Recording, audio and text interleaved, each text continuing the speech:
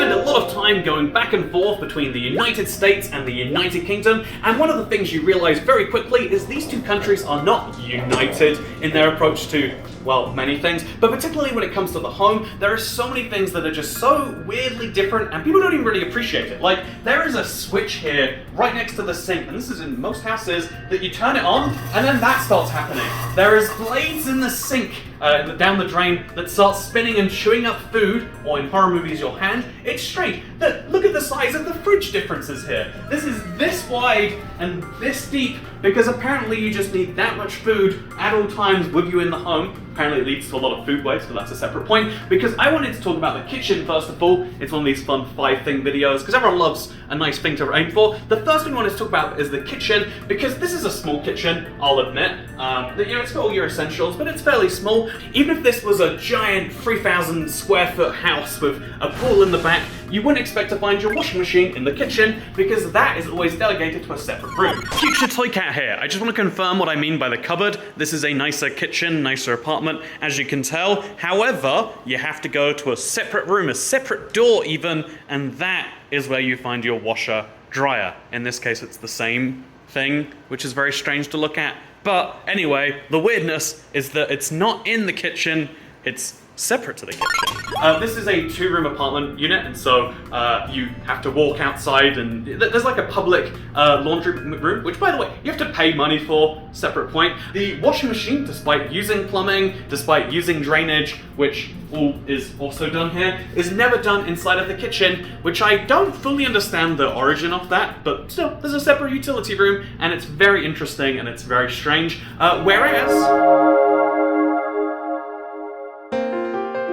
Whereas this is my washing machine in the United Kingdom. You might notice it's next to my tap, next to my dishwasher, and even, gasp, next to my microwave and oven / hobs over there. As you can see, it's all in the same room of the kitchen, and even crazier, this is somewhat common, it's not the most common, to then have the kitchen be the same room as the living room. It's called open plan. This is mostly a London thing but I can watch my YouTube while my washing machine's running, which is actually awful for noise, but in that case you usually just don't run it till nighttime or you're not going to be in the room. But still, it's very weird to me to have it be a separate room in some cases, or all the way walk out of your apartment, walk down the street, and then have it be there. I actually do like the idea in some places. I think always having a washer dryer is great, but it's just so normal to me and so expected for it to be in the kitchen that I've actually looked for it there and assumed there wasn't one if I didn't find it, which is maybe me being dumb. But you know what else is dumb? So I'm staying in a very cheap place here in Vegas. This is literally the cheapest 1-month rental I could get my hands on. And I want to point out that for a very cheap, small 1-bedroom unit, this is the size of the 1-bedroom. This is the size. I mean, do you see this? Do you see that there's like a dresser over here? There's this much space. Then there's a double or queen or king, I don't know the American size system, bed. Then there's this much space for your little thing. Then there's this corner. There's so much space here. Everything is bigger in America, really does apply to the living spaces. Even cheap places, even like, that's poor and run down, are giant, it seems. And by the way, I just want to point out that, whoa, what's that over here? Is there a whole cupboard? It's called a walk-in closet. I think this is a small one, right? Sorry, is this not a walk-in closet? Not a walk-in closet, apparently. It's just a closet. I mean, I'm walking into it, am I not? There's a whole separate room over here. Do you see this? I don't know if you really are seeing this. But yeah, the fact that I can have a bed and have my little work set up and have enough room to do snow angels on the floor and still, I don't know, it's crazy in my opinion, but that's the size of apartments. That's the size of bedrooms here,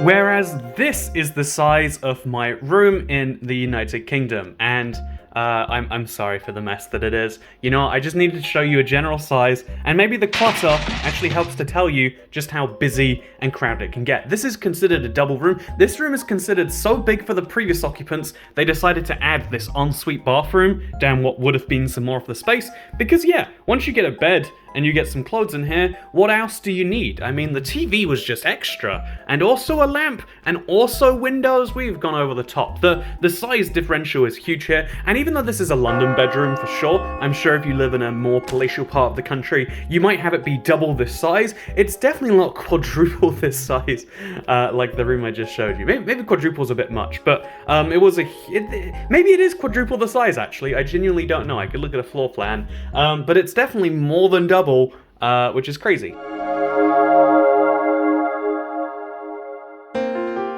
Over here, bathrooms are a little bit odd. Allow me to show you what I mean, because instead of having a bath and a shower, there is always, I repeat, always a bath-shower hybrid. It's actually kind of strange because they're usually never even that good as showers. It's just a shower head spraying over one of these, maybe with a shower curtain, but it's also not a very good bathtub. Look at the height of this. Do you want me to like put my foot in so we can see like, oh, yeah, that barely goes up to my knee. You wouldn't want to have a bath. Not only is it like a communal tub in a hotel or anything, this isn't a hotel, this is a random apartment, but like not only would you not want to use most bathtubs because they're communal bathtubs, but also they don't work as bathtubs. This would be a very unrelaxing bath, and I'm just saying, what a terrible idea this is.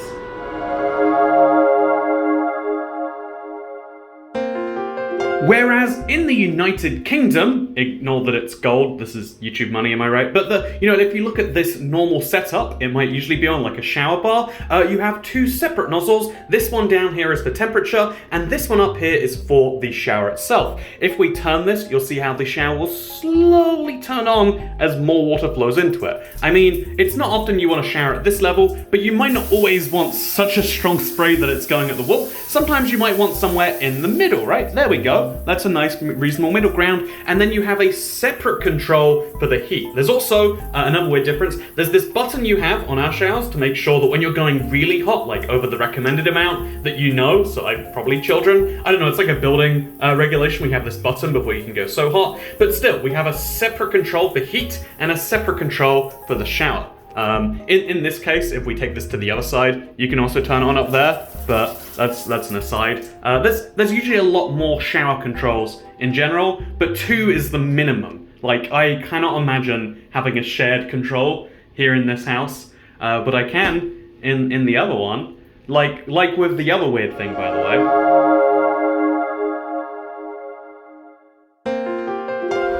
Okay, I'm back here in the bathroom because I need to show you the equivalent, thing that is done over here. Because instead of that wonderful, little tap with multiple settings, here you literally just have a giant spinner.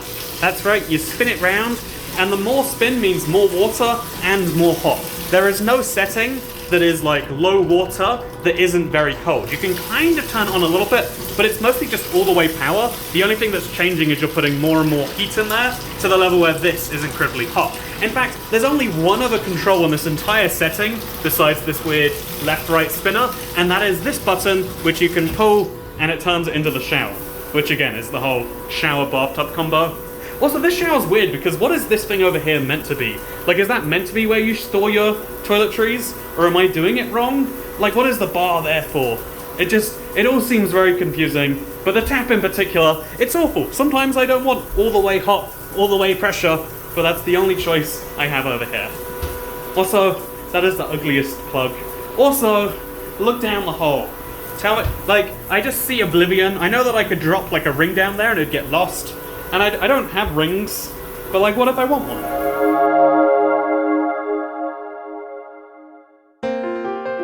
So this is the shower that I was showing you earlier of the nozzles, but the very design of it itself is something that is just so rare to find in that other country, but is common to find here in the UK, is like dedicated shower places. This is a wet room, so like there's not even a visible shower tray. I wouldn't say this is the normal way to do it, but this is what I like in my life. This is my ideal type of bathroom that is super, super rare, but I'd say the more normal type still is pretty good by comparison.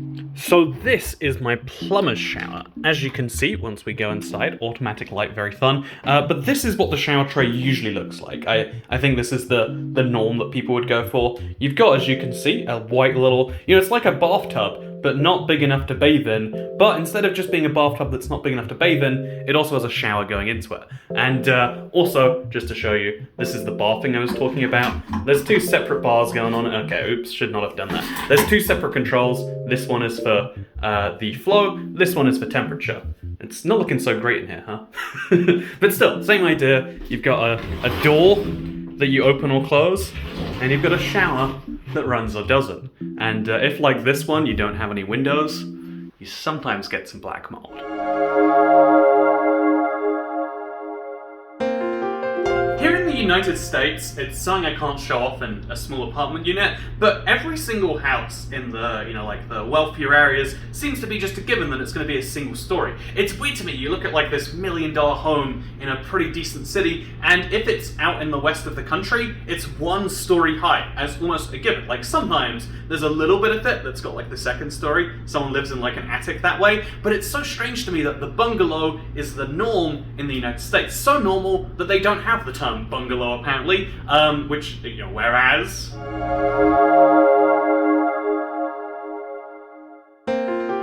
Whereas here in the United Kingdom, maybe because, land is just scarcer, I mean, it's just an island, there's not a lot available, having a single staircase is a given.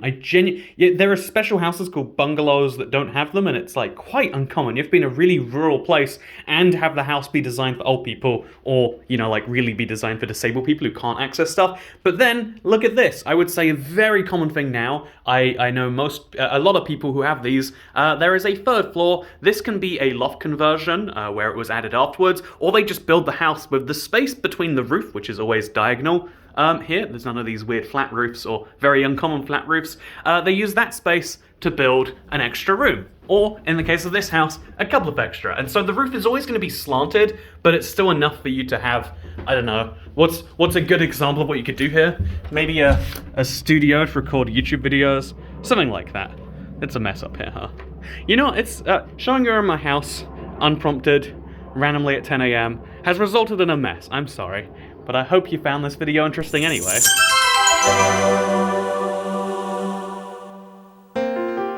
Okay, back in the United States, one last time, because this is definitely just a weird product, but there's so much more product variety here. I think I could talk about weird differences between the countries forever, but I wanted to do a little bit of a drink review and just mix it in here, because I was at Ross, Dress for Less, the other day, and I found Blackwater, or BLK, more than water. It's water. I thought at first it's like, oh, it's a black bottle, that's clever. But no, if you look at this is actually just water that is black. I don't know how to prove that to you easily. I guess I'll waterfall it into my... Look at this. It looks like it's Coke. Oh, it actually... like, my brain is trying to taste it like it's flat Coke or flat Pepsi or something. That is water that is just black. There's no way that can be good for you. Like, they claim it's got 0 caffeine, 0 calories, 0 sugars, 0 dyes. I'd be concerned if any of those things besides dyes were in there. But, like, yeah, I don't know how this is even remotely justifiable as a product, but I love it anyway. The fact that you can get your water black if you want, which again, I just instinctively like black liquid is the not good for you one. My brain is just having a hard time with this. It's like when you see Pepsi that is clear and your brain thinks it as being healthy. Crystal Pepsi, I think it's called, right? In the same way, ooh, what's this? It's how is it tasting like water? Every time I think, this time I'm gonna see through the flavor facade. But yeah, black water. What is going on with this? Do you want some? It only costs $2.99 at your favorite clothing store. Which is even weirder if you think about that. And you know what the great thing is? You can get a cash refund for the bottle in Connecticut, Hawaii, Iowa, Massachusetts, Maine, New York, and Michigan. Wow, isn't that a great deal? I'm sure no one's ever done this, but because you get 10 cents in Michigan and Oregon, but only 5 cents in those other states, is it worth buying as many plastic bottles as you can there, and then driving? Like, as people have ludicrously sized vehicles here. I'm just saying, is there some smarts to that? There might be. Drink black water while you're on your road trip. It's pretty good water, honestly, actually. I actually quite like this. But, like, I wouldn't drink it because it's black, and I would just... Every time you're in for a confusing, like, what is happening here? Anyway, yeah, thank you for watching. Hope you all enjoyed the little guide as to differences here. This was a shorter form video, but I felt like I want to do like just a long form, like here is a 40-minute ramble about how things are different here. Would you like that? If not, then third channel, don't care. Goodbye.